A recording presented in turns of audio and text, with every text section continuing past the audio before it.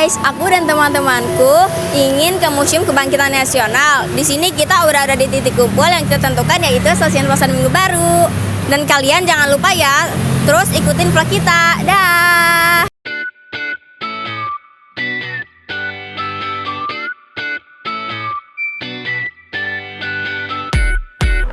Nah, sekarang aku sudah berada di dalam keretanya.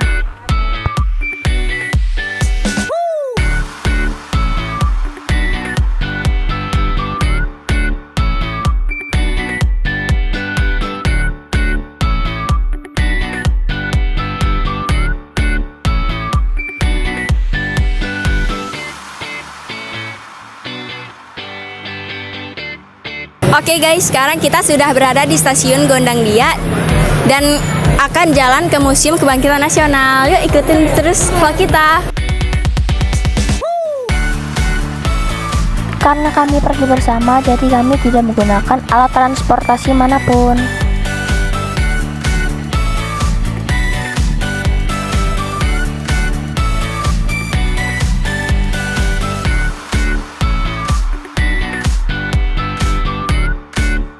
Ini aku sudah sampai di depan Museum Kebangkitan Nasionalnya.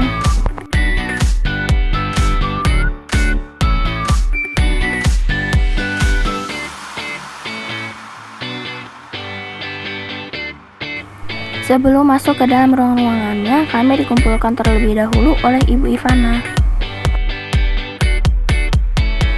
Nah, sekarang kami diajak nonton tentang sejarah gedung ini terlebih dahulu sebelum melihat-lihat apa yang ada di dalam gedungnya.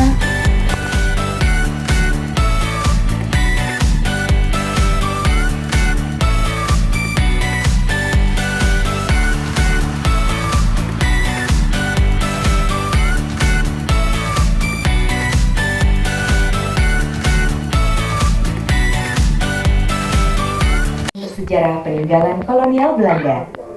Gedung dan megah menempati areal yang cukup luas, pernah dipergunakan sebagai tempat pendidikan kedokteran Sofia, School tot Opleiding van Inlandse Artsen, yaitu Sekolah Kedokteran Bumi Putra. Awal berdirinya pendidikan kedokteran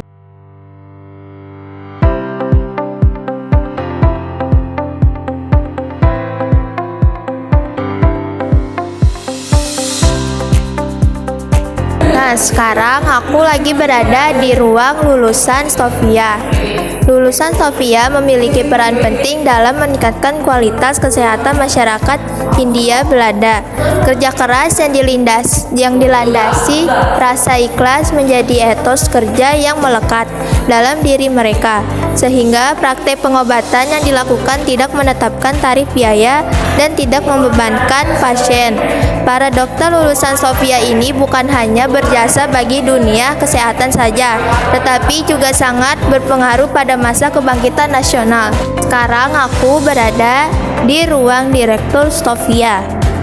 Direktur Sofia menempati ruang tersendiri terpisah dari ruang pengajar karena harus menerima tamu-tamu dari pemerintah untuk membahas permasalahan-permasalahan terkait dengan pembelajaran di Sofia.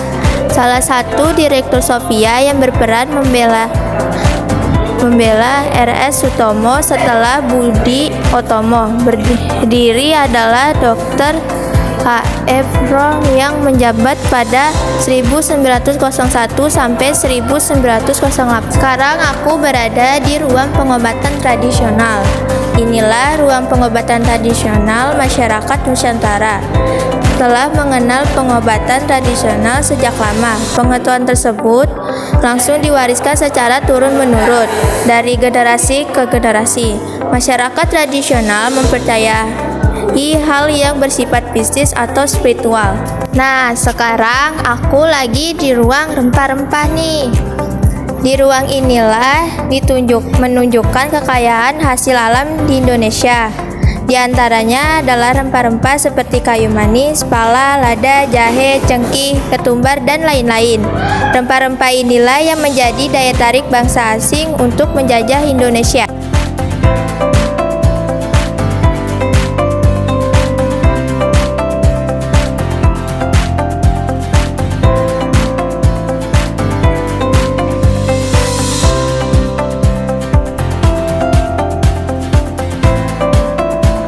Nah guys, ini adalah nama tokoh-tokoh pendidikan bangsa Indonesia. Ada Dewi Sartika, Raden Ajeng Kartini, dan Ki Hajar Dewantara. Ini adalah alat pemecah kepala. Alat ini pernah digunakan untuk praktek kedokteran para mahasiswa Sofia. Dengan alat ini, mahasiswa Sofia dapat mempelajari dan memperdalam pengetahuan tentang isi kepala, terutama otak manusia. Ya, sekarang saya lagi berada di ruangan asrama Sofia yang digunakan oleh para mahasiswa-mahasiswa Sofia zaman dulu. Diasramakan oleh kampus dengan jadwal yang ketat karena diharapkan dari pendidikan. Inilah akan mendapat dibentuk dokter yang handal dari bangsa Indonesia sendiri. Isi asrama ini adalah salah satu buah tempat tidur besi, dan di bawah tempat tidur ini adalah koper milik mahasiswa. Oke guys, sekarang kita lagi di ruang media pembelajaran. Pembelajaran distopia lebih menekankan praktek sehingga dibutuhkan media pembelajaran yang memudahkan simulasi dalam pembelajaran. Media pembelajaran ditempatkan dalam ruangan tersendiri yang akan diambil oleh para pengajar pada saat akan memasuki ruang pembelajaran. Sekarang aku lagi berada di ruang sekolah Dr. De Jawa. Pemerintah Hindia Belanda membuka sekolah Dr. De Jawa di Rumah Sakit Militer Witwatersrand. Tujuan pendirian sekolah ini adalah untuk mendapatkan tenaga medis Bumi Putra guna mengatasi wabah penyakit di Pulau Jawa. Pelajar sekolah ini awalnya hanya berasal dari suku Jawa karena lokasi di sekolah berada di Pulau Jawa. Kemampuan anak-anak di Pulau Jawa dalam membaca, menulis, dan berhitung menjadi pertimbangan utama mereka diterima di sekolah ini.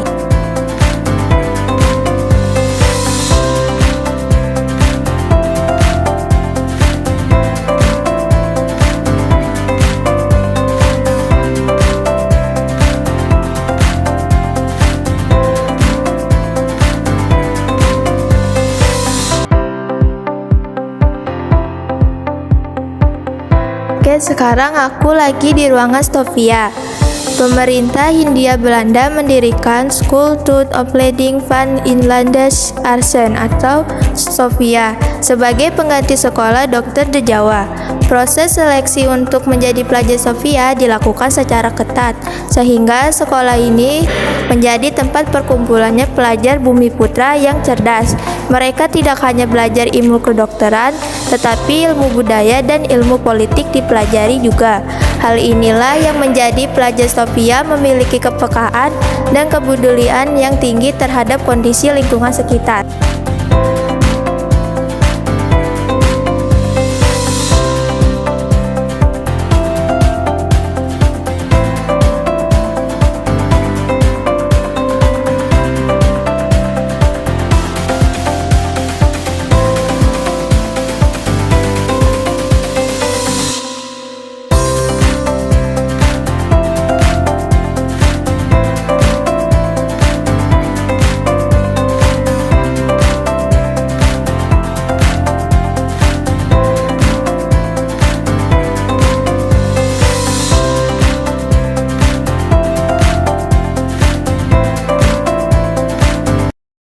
Ya, itulah perjalanan kami. Terima kasih. Bye.